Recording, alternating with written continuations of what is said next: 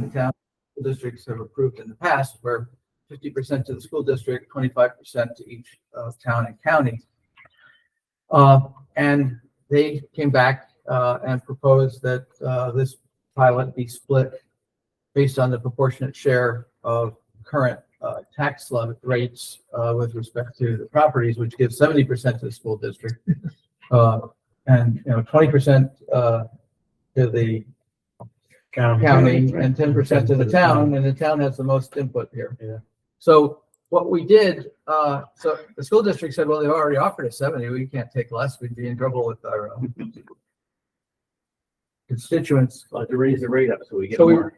so we raised the rate up so that you're getting what you would have gotten had they done it right the first time. But now I think it gives us the opportunity to use the rate up at that level for all future ones. Right. So, and that's $4,500 a megawatt. So an escalating clause. So that's 2% escalator based on the governor's tax cap. So I have two different resolutions, entering into a pilot agreement with these two different leases, all on the same parcel. How do you want to do that? Any way you want to do it. Make a motion that we approve both agreements? Sure. Motion and a second. All in favor? Aye. Opposed or concerned or questions? A little confusing, but it's okay. Good luck. Yeah. All right, as you know, thank you very much. As you know, we have often in the past asked Chris Nardone from the workforce office, now the director of the officials. Soon to be, Soon yeah. to be the director of the Workforce Investment Board for Columbia and Greene counties to come and give us an update on issues relating to unemployment and other workforce statistics. And tonight he's brought Amanda Karch with him from Columbia Greene Community College, because they've been working on a very innovative program to help us figure out some of the issues related to childcare and other issues that employers are experiencing. And so we thought we'd give them a chance to update you on that. And then we can wrap up with the broadband and some of the other topics we've been working on. Very good. Thank you, everyone. Like Mike said, I'm going to be transitioning to the Workforce Development Board Director, and Amanda is actually going to be transitioning partially into the role that I have now at the center. So I thought it would be a good idea. Wow. Now we know why you're here. So just real quickly, some of the services, just to remind everybody, our office provides training and career assistance for adults and youth in Columbia and Greene counties, resume and interview prep, career counseling. We also provide funding in the form of grants through the WIOA funding that comes down through the New York State Department of Labor to support residents of Columbia and Greene counties in training into in-demand occupations in both counties. I'll talk a little bit about the workforce situation. Like Mike said, previously I had been here during the pandemic and things were a little crazy. And we've effectively recovered from a workforce perspective from the impact of the pandemic, the super high unemployment. But there are other issues that have presented themselves in the post-pandemic world. So the unemployment is currently at 2.7% in Columbia County, which is on the surface is a really great number. People think that low unemployment is good unemployment, but that isn't always the case. So we're 1% lower than we were pre-pandemic. And 4% unemployment typically, and this is the Economic Development Committee, right, is full employment. So 4% is a good number. And once you get below that number, you start to see the situations that are arising in the counties with kind of the labor force shortage that we're experiencing now.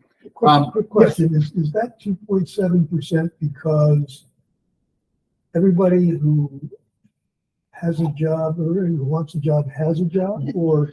I think there's, I don't mean to catch up, it's kind of multifaceted because yes, everyone who wants a job has a job, but it also is related to the participation rate, the number of people that are residents of Columbia County that are engaged in the workforce. So I'll skip down a little bit. So the labor participation rate, as our population in Columbia County has increased and is projected to kind of continue to increase, the participation rate, the number of people who are actively participated in the labor market has come down. So we've seen, a couple percentage points increase in population, but, almost 5 percentage point decrease in participation. So what that indicates to me is that the people who are coming here are not interested in engaging in the workforce here. And that's kind of been the messaging coming out of our office. How does the kind of weekend population factor into the numbers of Columbia County for, I guess, They're still looking at an age bracket that wants to work, right? Right. You know, Right. so, Right. or So- is available to work. Right, so People want people to work for them. right, so the labor participation is measured from 16 to 64 and non-institutionalized residents of the county. So if the people that are the weekend people have a primary residence elsewhere, then they wouldn't be counted necessarily. So it's people who have a primary residence who list their residence as in Columbia County. So the number of people who have moved into the county that are full-time residents or listing this as their address of residence has increased, but they are not participating in our labor market is what the data is suggesting. So part of that is because people are working outside of the county, or living in the county and working remotely outside. A lot of people have just come with wealth and don't have a necessity to engage in the workforce. We've also lost a lot of young people. What I've been saying is we've displaced our working families, right? So wealth has moved into the area. People have come into the area, bought up a lot of the property, and that has increased prices to the point that working families can't afford to work in Columbia County and live in Columbia County. So that displacement is kind of the new post-pandemic issue that we're facing from a workforce perspective. There's tons of money, and Mike and his team have done a great job building an economic engine in Columbia County that runs really well. And the county has, I think, made good decisions to increase the power of that economic engine. But the problem is that now the people who have historically made up our workforce, young working families that have children that attend our districts, that engage in our communities, Join our fire. join our fire companies. That's it. Yeah, work at our departments of public works and Right. work at the counties in the county positions. They just can't afford to live here. So we've traded, in effect, our working families and our labor force for a wealthier population or an older population that is not engaged in the same way in the work of the day. Do we have a handle, do we have a number on the available jobs unfilled? Yeah, so right now in Columbia County, there are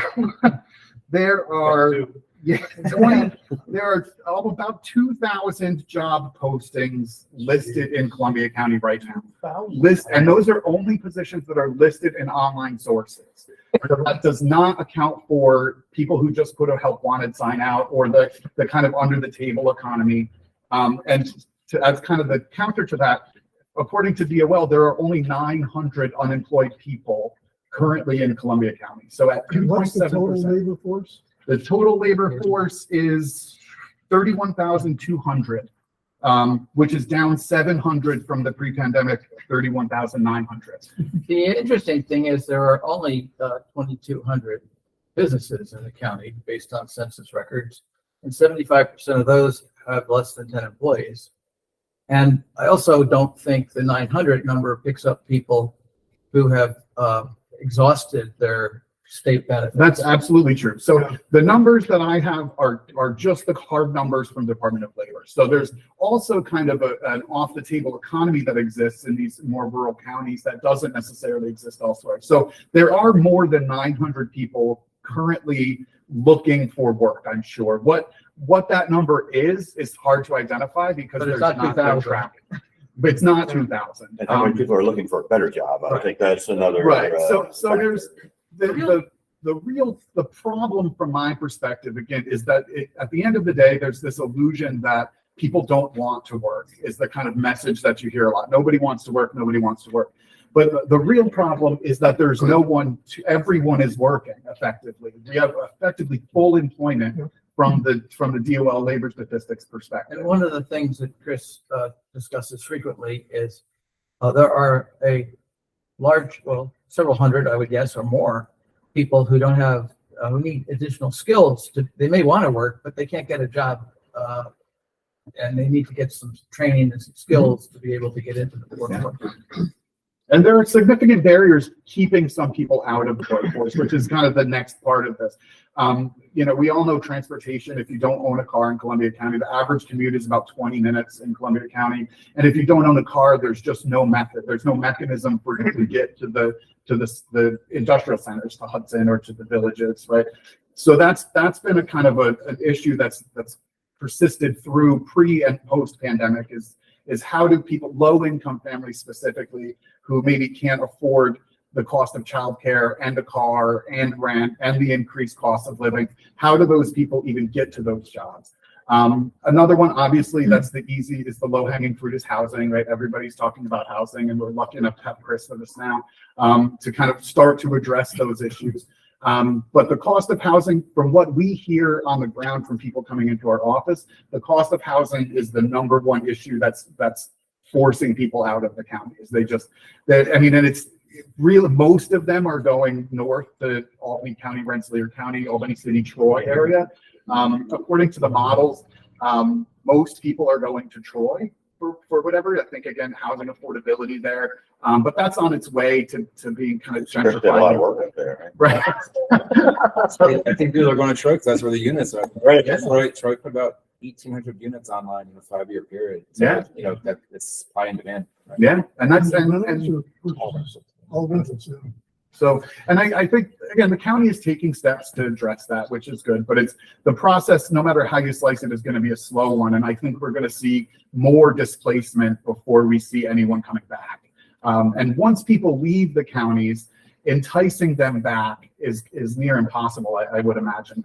There's not enough here as far as, I mean, jobs are one thing, but as far as like raising a young family in this area, it's difficult enough, you know, in a good environment than to be a low-income person that now is entrenched in Troy and has built a existence in Troy is likely not going to come back to the county. And I guess the other dimension of this, which makes the future look pretty grim, is the school age population has basically Yeah. collapsed over Yeah. the last 5 years. There's only 500 seniors in the 6 school districts. in the Yeah. county. So, and there's the replacement rate just isn't there, right? There are not enough new children here to fill those districts up. So I think the next 5 or 10 years is going to be a difficult one from a workforce perspective. But the difficulty that we have is the economy really is doing well here. So from a workforce development perspective, the perception is that everything is going really well. But how do we sustain that is the question I always ask when there just aren't enough bodies, especially in a hospitality and tourism economy, to make the beds and to do the dishes and to bus the tables and to kind of keep all of that hospitality running. And when you can't provide those amenities to the people who are coming here, do people continue to come here, right? So, and I think that, you know, I'm not an economist, I'm not in economic development, I'm strictly a workforce development person, but those are the questions that we ask when we can't develop a workforce to fill the positions in those lower level, kind of entry level, low skill positions. What happens at the top when those bottom positions where there's a vacuum down there? So another thing that has, and I won't take up too much time. But the one thing is important, though, to this discussion is that people who are working in the hospitality industry because of the wage level are doing 2 or 3 jobs. Yeah. So Some under the table, some not, you know. Yeah. And people working in agriculture have to have housing or you can't hire them. Yeah. So, And- I think an unpopular opinion is that in this committee, like economic development and the tourist industry and workforce have to work in direct contrast with each other. Yeah. And we have to switch who our population is that we're taking care of and thinking about when we talk about economic development. And then I've That's asked why that question kind of a couple times too. Who should our customer be, right? From a workforce development perspective, are the interests of the business owner and the interest of the employee are oppositional, right? So if we support the business owner from a workforce development perspective, it comes at the expense often of the employee. So I think to your point, there's where we put our resources is going to determine what happens over the course of it. There's just not enough to go around, and the interests are often in opposition. So I hate to be the dooming, I always feel like I'm bringing doom and gloom, right? But I think there is some hope, right? There are things that we can do. Our office has tried to address housing is not a barrier that we can address, but we've worked to train people with disabilities and people who are coming into the country that are employment eligible to train them into those positions. We've worked to train our CNAs into LPN positions and upskill people. The difficulty with that is as we train people out of those entry-level positions, we're creating a vacuum, making the problem worse often. So I've gotten calls from angry administrators at nursing homes who've asked me to stop training their CNAs because they don't need LPNs as badly as they need CNAs. And if we're training 40 CNAs to be LPNs, then there's a vacuum at the bottom of CNAs. Right. So as much as, and it goes back to the who's our customer, because if the job seeker, the employee is the customer, then we want to get them trained and get them to a family sustaining wage as soon as we can. If our customer is the business, then we need to take into account the fact that training those CNAs may not be the appropriate action, right? If we want to sustain the business, we need people at the bottom to fill those positions. So that's been a struggle for our office. And as we move forward, I think, from a regulatory perspective, the customer, the job seeker is the customer, but the business is also a huge part of that. So balancing that, and I think as the county moves forward, balancing who's the customer and where do the resources go is an important question to ask ourselves. So just to oversimplify the whole thing, is it fair to say that if we have 2,000 unfilled jobs that we don't have people in the county today to do, we need at least 2,000 affordable homes to attract those people in order to meet that need? Let's start with 1,000. Yeah, I would be happy with 1,000. I had said once. Think about the magnitude of the solution though. Are we talking about 2,000 homes with one working person in each one of those homes and a small family or a large family?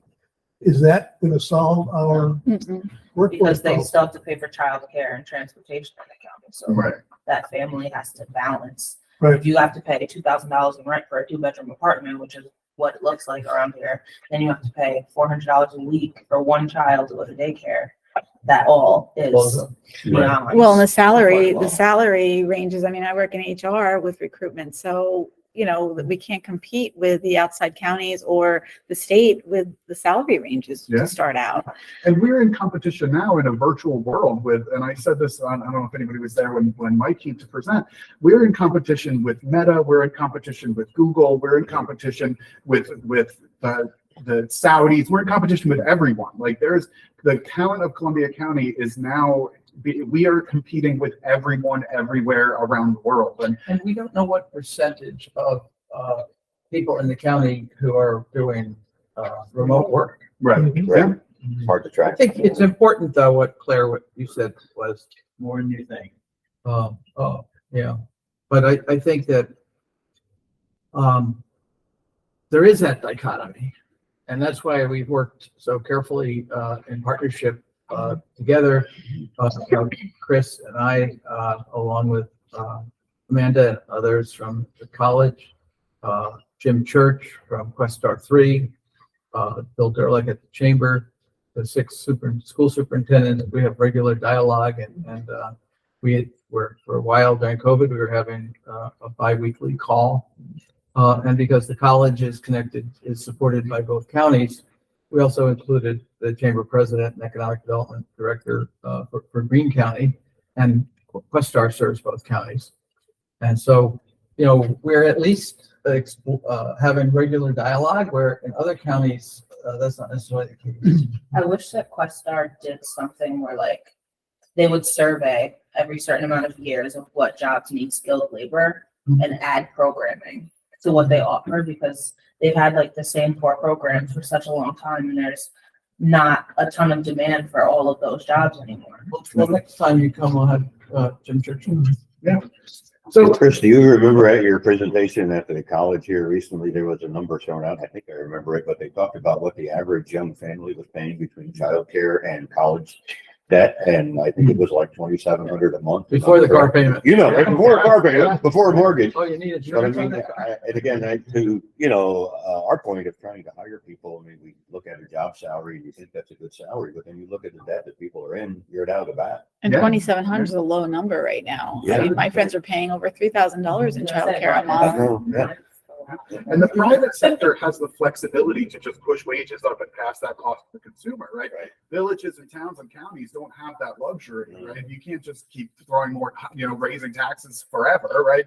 So the private sector has a little bit more flexibility, but I think about our Medicaid funded, our ARCs and the nursing homes and a lot of the other organizations they just can't keep up, right? And I know some of the organizations that serve people with disabilities are at like 40 and 50% vacancy rates, right? Because they just can't keep up. So I guess with all of that said, we'll talk a little bit about what we are doing, right? So the main project that Amanda and I have worked on is a family childcare training program in partnership with Families of Woodstock and the college. And I'll let Amanda talk a little bit about that. I said enough, I think. It's only $375 a week. Yeah.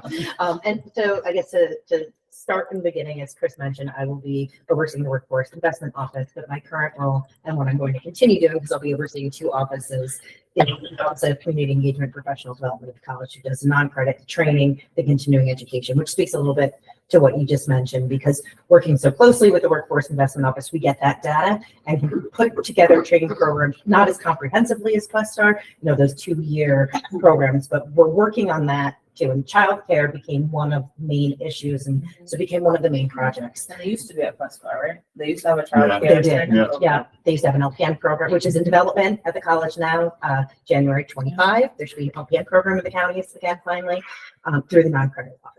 But as Chris mentioned, we're partnering with Family of Woodstock, who's a nonprofit that originated in Ulster County, have a really comprehensive and fantastic program to train people to open up in-home daycares, right? In-home service providers where they get certified. They can take participants who are getting services, so they can get DSS for the kids coming in. So there's a lot of regulations and a lot of oversight for these houses, basically in-home centers. So they have brought their training program to the college through my office. And the Workforce Investment Office can fund eligible participants for the tuition, the home modifications, all of those extra costs associated with kind of starting this business. We've had a lot of outreach, I think. Chris got an award. He got an award for the program because our first thought was to create a network, a rural network. There's the centers, I think, are another question and another issue that we could look at down the road, large childcare centers in the larger areas of the county. But right now, if you're in Chatham, potentially driving to Hudson to drop your kid off and then driving back to go to work is also a barrier when there's transportation issues. So I think each in-home daycare can serve up to 8 children, and even a handful of those alleviate some of the needs of the local, our local participants who are trying to get to work and have childcare, and they can get services to pay for a portion of that again if they're eligible. So we've done a lot of outreach. Family of Woodstock is just running the cohort over and over. They do all of the training. The participants call my office. We register them. We get them set up. We get them the Zoom links they need. We get them the directions to Family of Child Care office in Hudson, and we're doing the classes there. It's a little bit more accessible for people to get to their office. And we've seen some pretty decent results from it at this point. Yeah, and it's offered generally free of charge to the student, because our office provides grants for the participants to take the class. So I think we've had 7 people go through the cohorts, and I think there are 4 that are still active. So small successes, but an 8-person in-home childcare facility in New Lebanon is going to be impactful, right? Or in Germantown, or in some of the more rural parts of the counties. And the idea of the rural network was one that really stuck out to us, because again, it's fine to have childcare in the city of Hudson, but that doesn't support our outlying more rural parts of the county. So if we could build a system of small childcare providers around the counties where people need them, we thought it would be the easiest lift for us and the most impactful for the county. So that's the one thing that we've been that we've had some success on to try to alleviate that childcare there. And one of the ability, partnership opportunities that we have, with what Chris and Amanda are doing is because these are going to be, for-profit, home daycares, we can, and they will, if you have only 8 children, you're not gonna have more than 5 employees plus including the owner. They'll be eligible for the, $25,000 grant under the micro enterprise program. And in addition, we can give them, 5 and 7 year loans, for them to be able to get cash flow, through our SBA and micro loan countywide loan program. And the SBA program doesn't allow us to generally do loans to not-for-profits, but we can for daycare, but that's not an issue here because these are for-profit entities. I have one issue that I just want you guys to consider while you're in conversations, that people that live in low income housing, if they want to open a daycare, cannot. We ran ran into that problem specifically Because because there's a lot of people that want to. do and childcare. we had gone specifically marketed to those areas, like just naively, and found out that that's the case, right? So we're trying to figure out a workaround for that, but I don't think there really is one. I mean, unless we AmeriCorps is change. a good thing to think through, like providing a service to the community through AmeriCorps, then they could get a stipend, and then they'd get a federal letter saying that the stipend doesn't count as income. Oh, that's a really good idea, because that's the population that needs it too, right? If you're living Childcare and the in, employment of opening a business, right? You know, you're hitting the workforce crisis from both angles. You can get people back to work because they can get their kids into childcare, and you're giving people the opportunity to open up their own Make some money, business right. as well. And AmeriCorps here started as like school mentorship, but has shifted a lot towards like direct service childcare, so maybe they'd be open to. yeah, that's a great So we idea. get a contact. So the situation is No. difficult, right? It's not, and there are no easy answers, but I think it's not just housing, and it's not just childcare, and it's not just transportation. I think, you could build 2,000 homes, but you're not going to alleviate all of the other barriers. So So we had a group, we had Chris, and Amanda participate on a Zoom call, with the Taconic School District. And Chris and I have been working with them. They have interest in, through, Michael Johnson, who's on our board, and his relationship with the school district. They've been discussing the fact that with the reduction in enrollment, they have additional space. And they're in the process of working through whether they could, create a 10 or 12 person daycare on site. And then as part of those discussions, they also have a 13-acre parcel across the street that was donated to them by a family in the community that restricted it to athletic use, but the Campbell family. But they've met with them, and the family said that the people who granted it, so you're still in the chain of title, said that if the school district decided that they wanted to go forward and do a 30 or 40 unit affordable housing, workforce housing project, that they would release that restriction. So Chris and I have been looking into whether there are any other examples in New York State. We can find them in other states where a school district was involved in this. But we think the answer is going to be that either the school district leases that land to the developer to build those units. And then there's some issues because they say, well, we only want it open. We only want people who work in the school go there. Well, that's going to violate fair housing. But we don't, let's get them, let's get it built. Yeah, who's going to live there? But, and then, Chris gives a brief update. We are in conversation with 250 units, if you count the Greenport project. Obviously, they won't all necessarily come to fruition. They're all so restrained by the realities of where water, sewer, gas, electric, and broadband are commonly available at one location. And they're also subject to, not in my backyard, please. But So is this mostly Hudson? no. One is the Taconic Hills, which could be 40 to 60 units. And what we did. Hill School? Across the street. Parcel across. It'd be a parcel across the street. And what we did to facilitate this is CDC has hired an engineering firm to do a preliminary site plan so that we can determine, what is realistic. We had a call from a firm in New York City. They really didn't put a cap on how many they wanted to build. And they are pursuing an option on a property in the north east end of the county. And then, we've continued to be in contact. We were approached by the city to talk with J.L. Edwards School and Penrose out of Philadelphia, who have an offer to the school district on the table to purchase it. It would have to be approved by the voters of the school district for that to happen.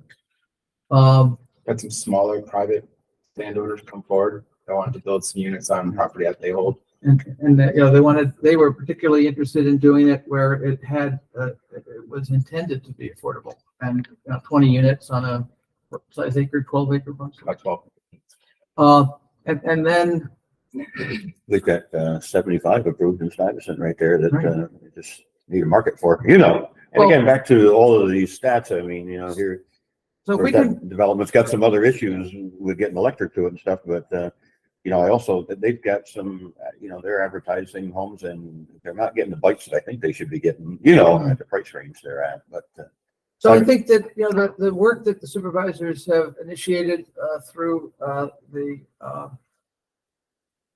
housing task force that meets regularly and that Chris has worked on, and I think the market is becoming more aware of the reality. And what we're looking at now is, how do we get developers to come in and give them a preliminary look at what they might get their feet wet in terms of what they're looking at. We're also looking at how can we address Adam Bosch, who I think many of you have heard speak at some of our events from Patterns for Progress.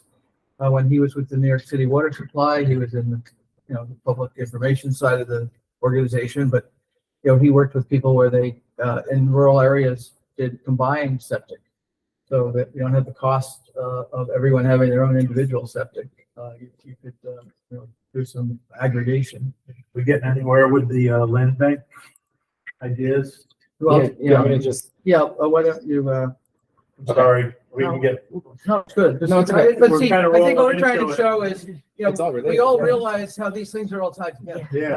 yeah, that's, And we get into the last 100 broadband addresses soon, and we'll talk about cell service. Then we'll get you hooked up with EV. But what I heard about EV is the early adopters have been absorbed, and it's going to be a while before more people want to get into that arena. But yeah, Chris has a quick update on the land bank and our meeting on Wednesday. Yeah, the land bank's got one last regulatory approval to receive at the state. That's from the State Department of State for its certificate of incorporation. That's been on their desk since last week as of 4:55 p.m. today. I hadn't been approved yet. Check every once in a while. yep. But that's the last regulatory piece. Then most likely, I think the first meeting will probably be in January. It's probably the same point that Mike mentioned with the car contract with CEDC. It's probably a little bit preliminary to start scheduling land bank board meetings until the supervisors have their calendar for the year. But I assume it'll be the end of January or so. We do have a meeting this week with Darren Scott from Homes and Community Renewal. Darren runs pretty much all of northern New York, out to just about Buffalo, north of Westchester County. It's really going to help frame for us. These are the programs that are available. These are the sorts of developers that should be taking advantage of it. These are the kinds of projects that make sense for these specific programs. So it's really going to be a strategic kind of overview of what we're going to be looking at for 2024 as far as matching developers up with parcels. And we've been intentionally caught, or at least I have been intentionally cautious about sharing that information, because we don't want people with their own project coming to the table. That when I was in college, I took an accounting course at night, and I know more about gas station accounting because the guy who signed up to learn how to run a gas station. But every time we have these meetings and everyone has their little nuance, we want to see if we can understand it so that then we can bring Darren and extend it out to the next level. I think a lot of the developer interest recently has come from, we had a housing forum on November 1st. About 100 people attended that. Darren was one of the presenters in that, as was Adam Bosch. But we've had a few developers, about a half a dozen or so, and some of the local folks that have land that are just now thinking about, hey, I could develop affordable housing in my parcels. Those conversations are a direct result of the housing forum. So that's paying off immediate dividends. Community Land Trust is still going forward. That's going to send its certificate of incorporation is also at the state. And I think they'll have their bylaws done in the next 4 or 5 weeks or so. Can you explain our role in working with Community Land Trust. the community land trust? Right now, we're the fiscal sponsor for a specific grant that the Community Land Trust received. It's a $20,000 grant, also from Homes and Community Renewal. It's called the Community Controlled Affordable Housing Grant. So they're using it for startup financing, some legal fees, some planning documents, things like that. But I think 3 housing task force members are members of the Community Land Trust Steering Committee. So there's a lot of overlap between those 2 missions also. And our involvement came when it was discovered 36 hours before the application was due that you had to be a not-for-profit to apply, and one wasn't set up yet, so we said, bring it on. That would be the fastest grant return. Speaking of Darren Scott, I was just wondering, I know it's federal, but what would it look like to have another housing authority somewhere else in the county? Would that help development and help attract developers because there's more of a promise of secure funding from state and federal money? I don't know. That was one of the things I was going to bring up with them on Wednesday, because going back to the childcare piece you guys both mentioned, I think I brought this up at the first meeting we had. I know that the New York City Housing Authority specifically has a program for people that run childcare programs out of New York City Housing Authority homes.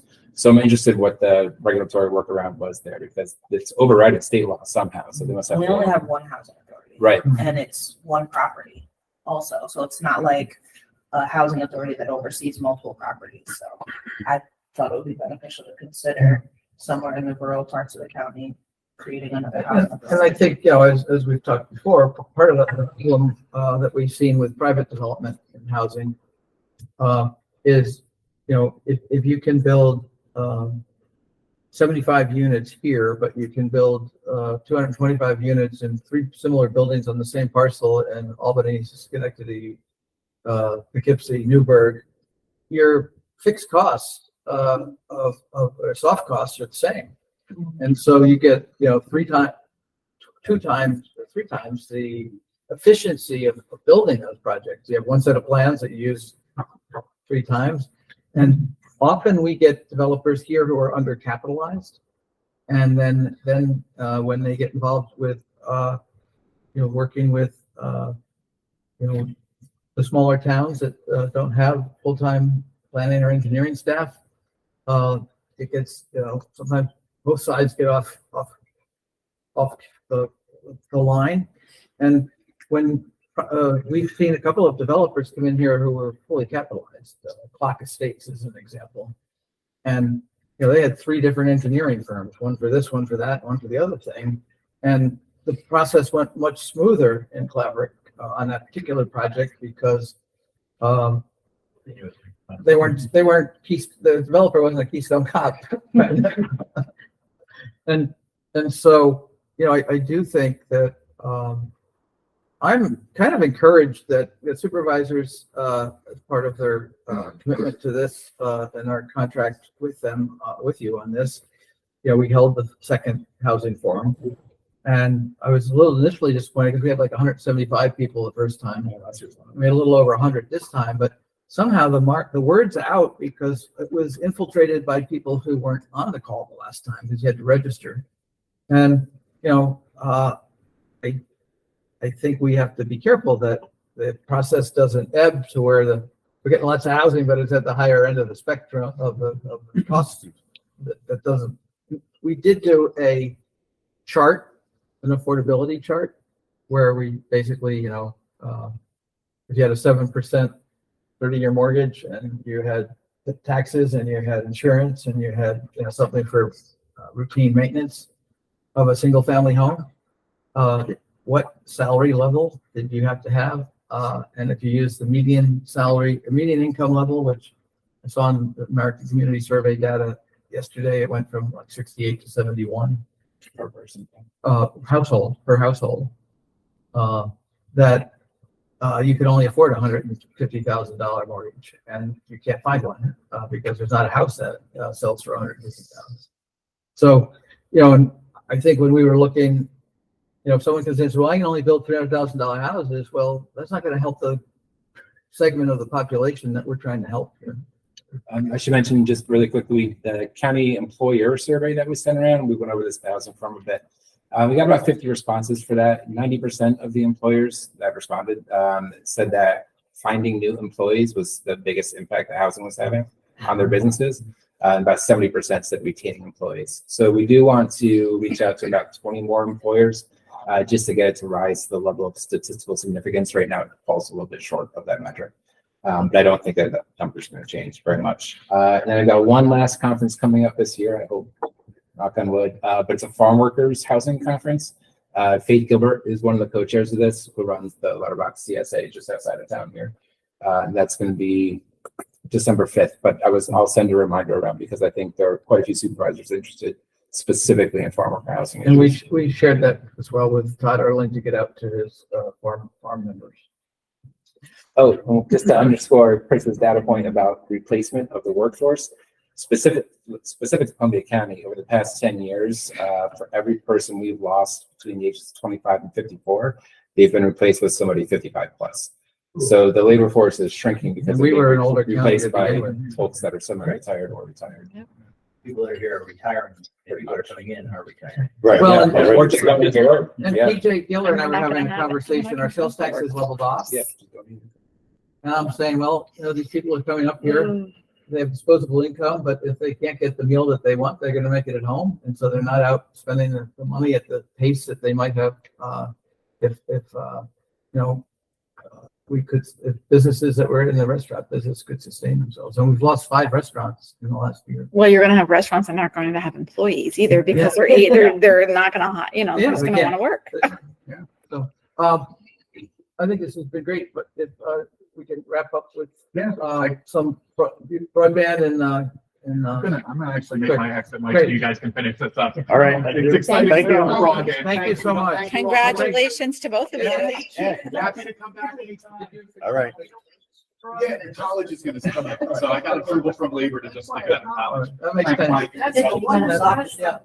Thank you both. Everybody. Thank you. You're sarcastic. I am, I think it's like, most of it is from broadband.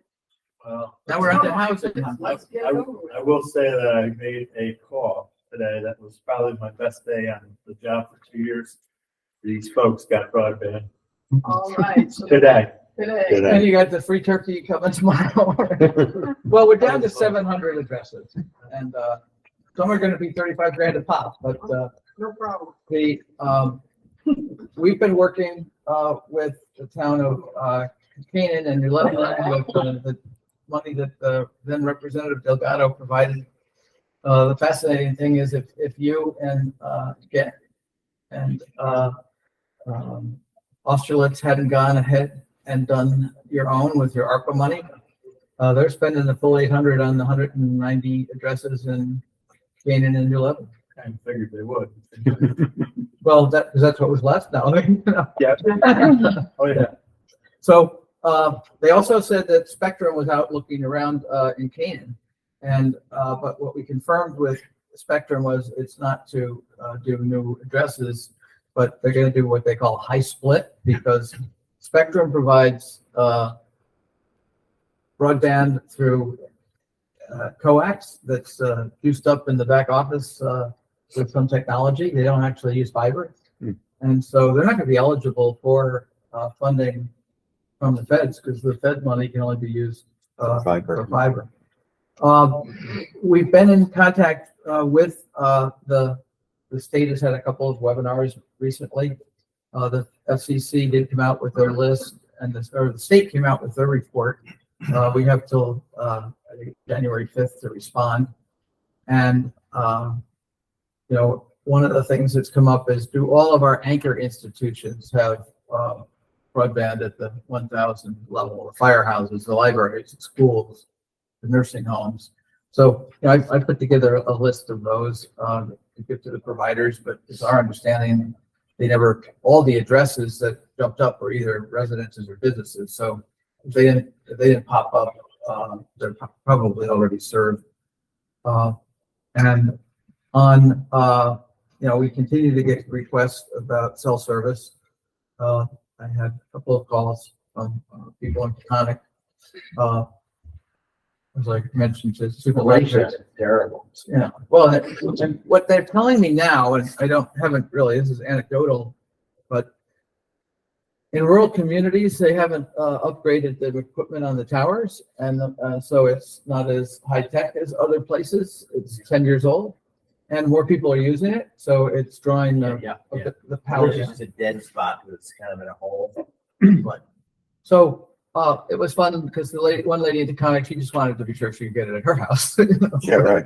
But and I spoke with Supervisor Skoda, and he Are we still on track for federal and state funding by mid 2024?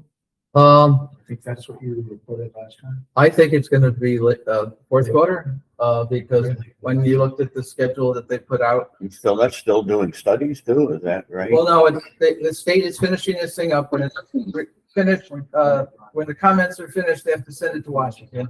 Washington approves it. Based on what Washington approves, they'll go out and get quotes from providers for the list of unserved addresses. Then the feds review that to see that the pricing on it is fair and equitable, and then they'll release the money. Now, To the provider, to the so. providers. They did say, the good news is they did say that they expect that the money will go to providers. It's not, municipalities or others.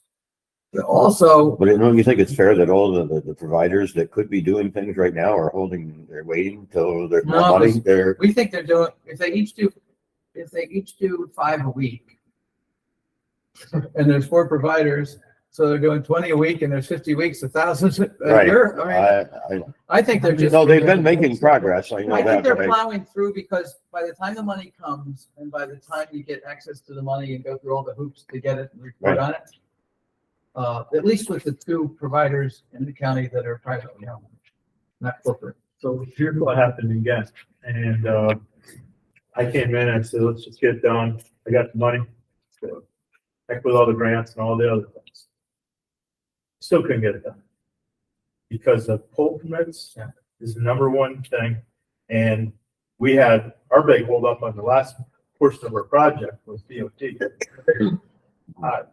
We put everybody in a room together to lean on NICEAG, because that was who we thought was one of the issues.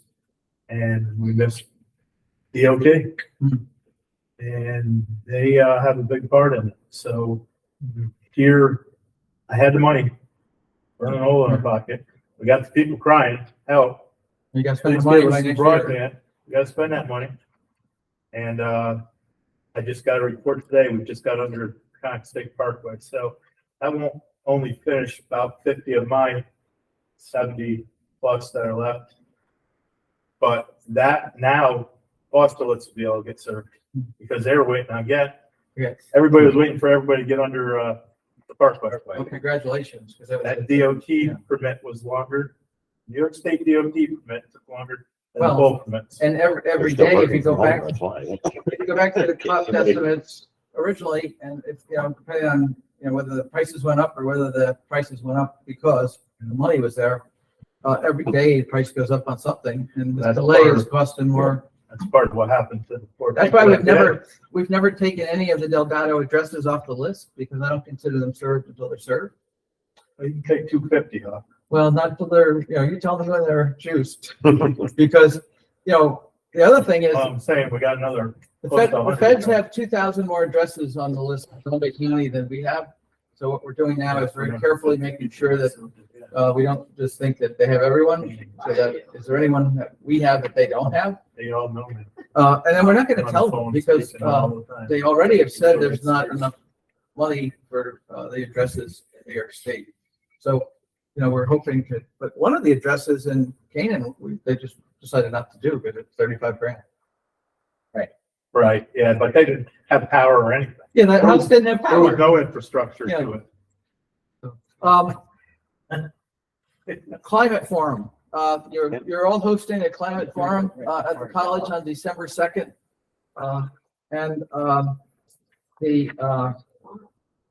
December 2nd, 2 weeks from Saturday.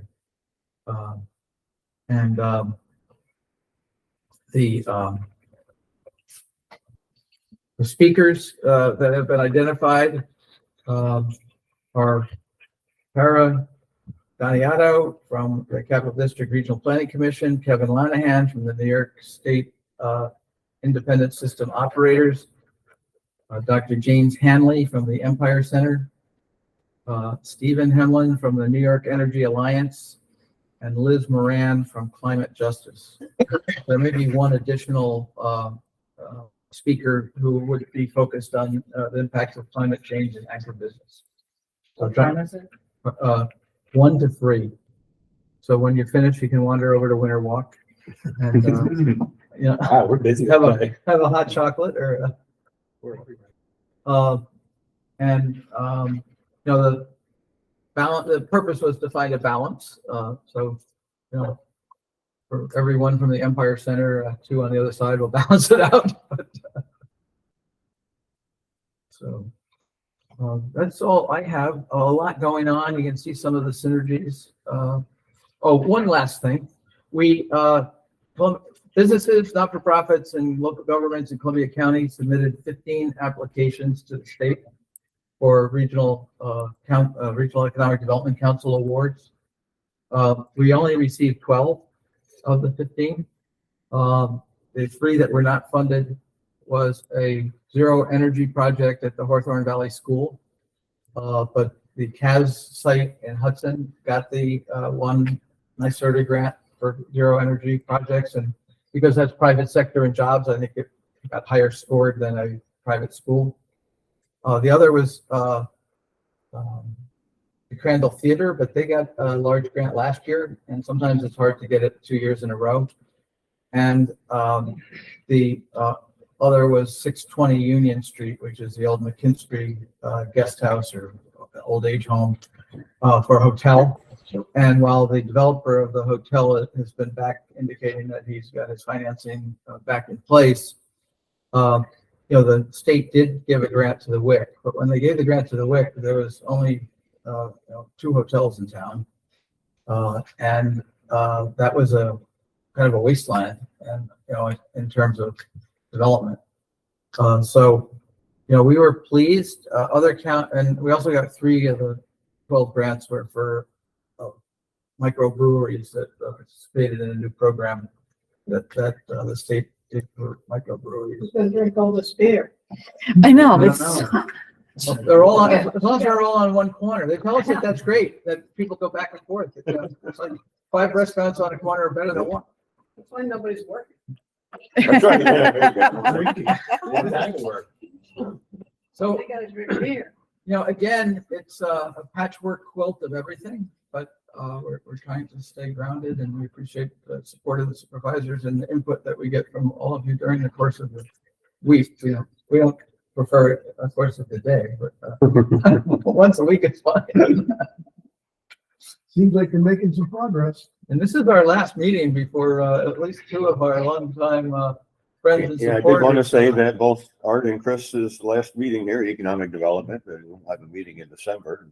I know Art's been part of economic development as long as I have, and it's been 12 years. You've been on this for the whole 14 years that you've been here, do you think? Or seems like Yes. you've been here ever since I've been here, so, you know. We had some wild times at the beginning of Yep. the Yep, there was. Right, let's hear it. how wild was it? Yep. That was pretty Mike, right? Pre-Mike. It was what caused Mike. Yeah, right. Mike was the result of an exciting time. That's right, yeah, yeah. I thank them every day. But Art did well on that many, many years We were ago. lucky- we were lucky to find you.